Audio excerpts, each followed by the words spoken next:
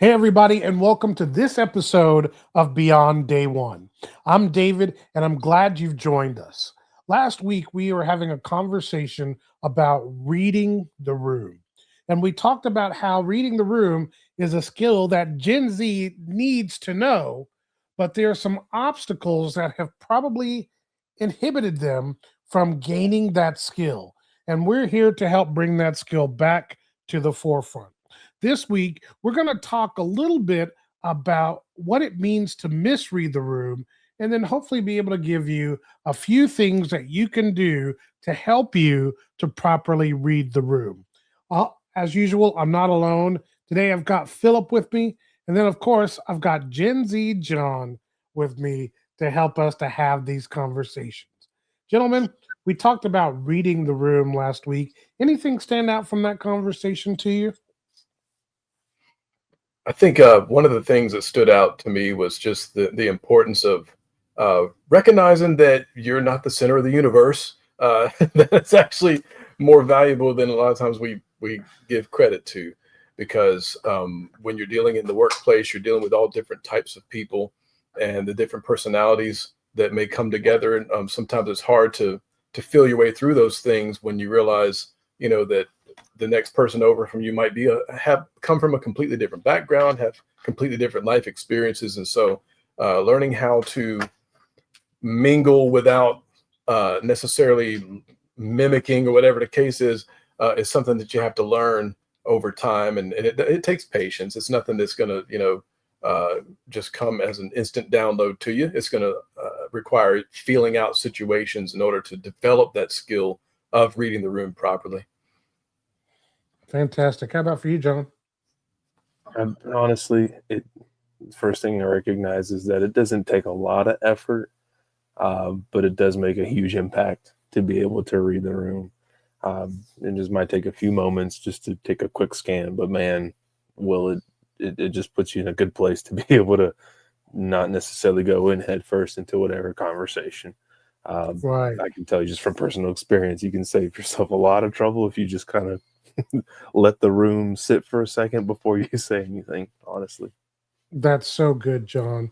We're going to talk about the 10-second scan in just a little bit.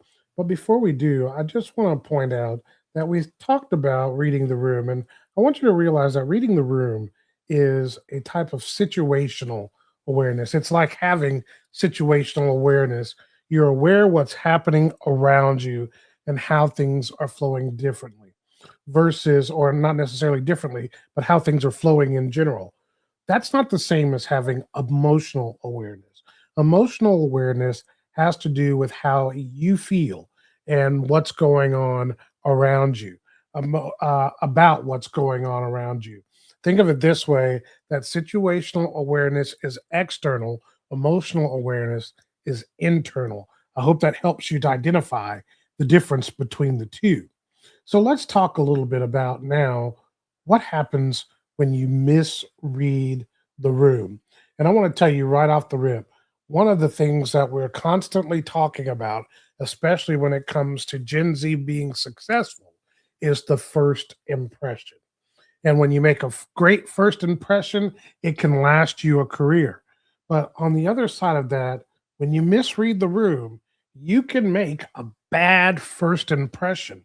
And that bad first impression can also linger with you for a long time. So you want to be mindful that when you're reading the room, that you're not jumping in too fast, you're not oversharing, you're not disconnected in your intent to read the room. You're just saying what you feel and not aware of what's going around you, because it'll make people think like you're not aware, you lack awareness, that you're not serious, and that you can't handle responsibility. So you want to make sure that you get that reading the room right and make a first good impression. Philip, what's another thing that you might calculate as a misreading of the room? I think it's when the tone of the room is a certain way, but you're coming at it from a completely different angle, or possibly an opposite angle, to where it's grating against the general tone of the room. That can actually be it can create just an awkwardness that makes everybody feel a little bit uncomfortable about and sometimes maybe you've experienced this. Sometimes I know I've had moments like this quite a few times before in my life where I said something at the wrong time, and all of a sudden there's an awkward silence that falls in the room, and it's like, oh man, I probably should have kept that to myself. It's that kind of thing. And so I think that, one of the things that we talked about over and over again, David, is that Gen Z values authenticity. That's one of the things that is a very, very commonly known thing about them. I do think that's obviously important to be authentic, but at the same time, the authenticity without that respect for the general climate of the room in terms of other people's responses and reactions, it can lead to a thing where people view you as immature instead of somebody who's just keeping it real and that kind of thing. You have to know when the time to keep silence is versus when the time to speak is. I think it's very important to develop that discernment when reading the room. Oh, that's good, Philip. John, what are you thinking? I the only thing that I can think of is honestly just, again, kind of like harping on my last point, and it doesn't take that much effort to step into a room and just like scan things over. I know I'm probably jumping ahead a little bit, but in my experience where I work, it's generally a warehouse area. We work in a tech center, so it's like a secluded section of the warehouse. And if you've ever worked in a warehouse, it's noisy, things are moving, forklifts, loads are just going everywhere. And, there's just a bunch of noise generally. That there's a portion of our tech center that's called like the repair room that I work in as well. But this part is kind of like, it's insulated. It's kind of like, a little bit more secluded. And so the noise level is like significantly lower, and I'm working there, but I'm also kind of moving in between both places. And so I could step out, have a loud conversation, and, yell at Billy Bobby because, I need something from him real quick, and he'll toss it my way, and I'll be moving around. And then as soon as they kind of crossed his threshold into this more secluded section of our tech center, the decibel level is significantly lower. And sometimes I've caught myself like carrying whatever loud conversation I just had into this very quiet space, like a library.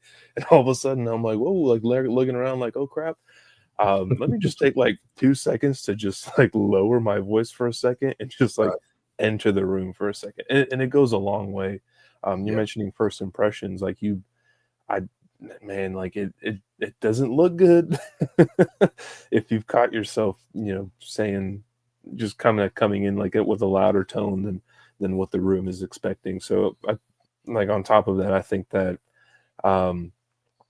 you really just have to take 2 seconds to listen before you even speak anything. I think that'll take you so far as far as how to maintain reading or maintain entering different rooms. That's good, John. There are 2 other quick things that I can think of. Number one is it can damage your personal brand. Let me tell you something, and I think maybe we need to talk about this, guys, a little later on too. When you go to work, whether you realize it or not, you are creating a personal brand. There is brand David, there's brand Philip, there's brand John, and people get to know your brand. How do you work? What's this guy all about? What are his values? What drives it?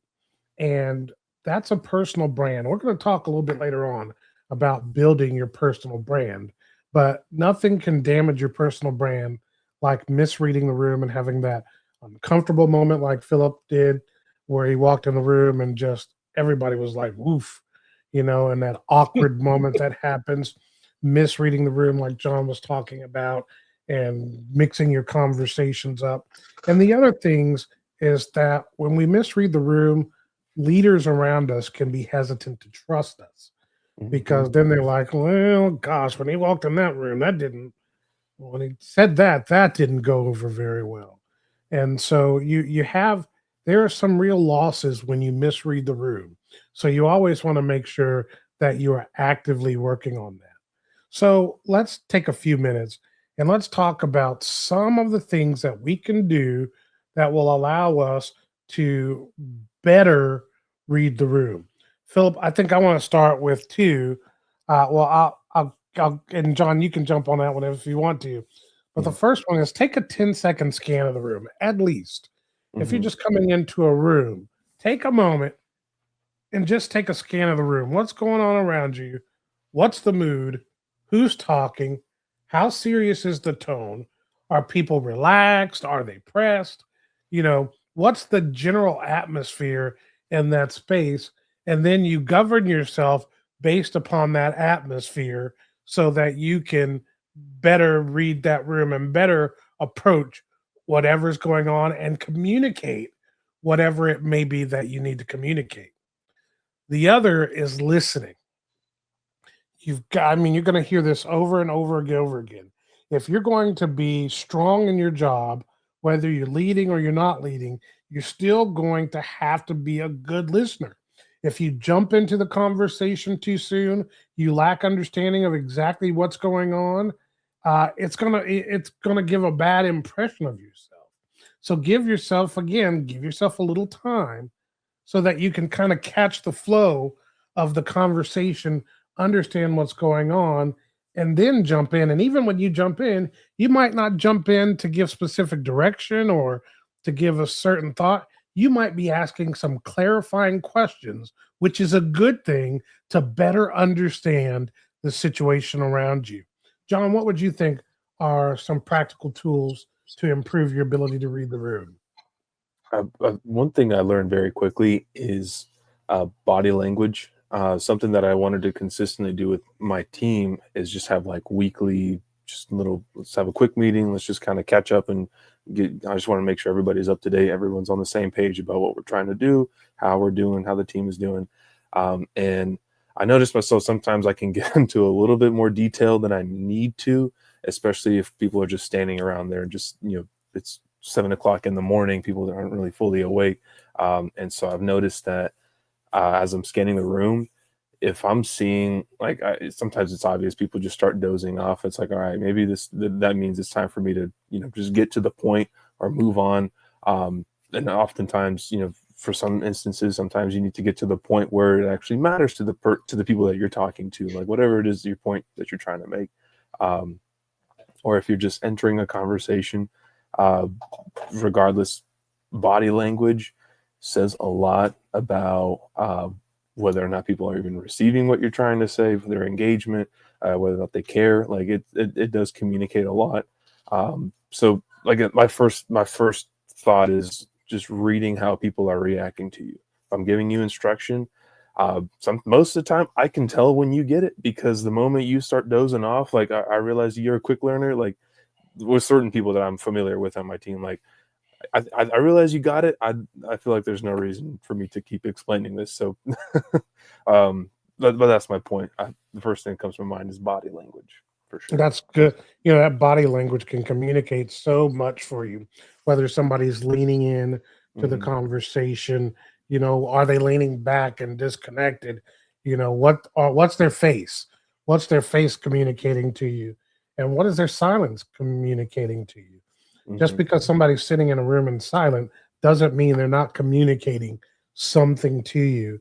And you begin to learn this, and you learn it, like John said, you learn it about your team, and it helps you to better understand your approach. How about for you, Phil? What's some tips you might give?